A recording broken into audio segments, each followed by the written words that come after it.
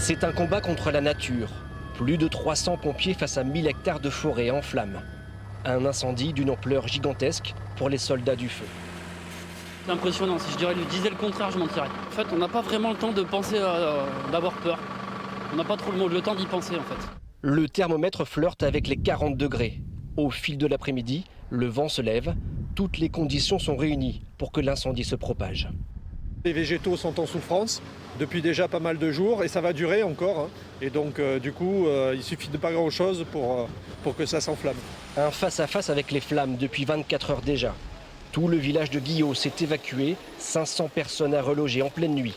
La plupart trouvent refuge dans cette salle des fêtes, à 7 km de là. L'air était vraiment irrespirable et les braises commençaient à arriver sur les jardins, sur les voitures. Le principal, c'était d'évacuer assez vite, puis déjà que les pompiers puissent faire leur travail tranquille aussi. Ce soir, ils sont encore là. Ils n'ont d'autre choix que d'attendre, fatigués. C'est très dur. Vous avez peur pour votre maison? Pour ce qu'il y a dedans.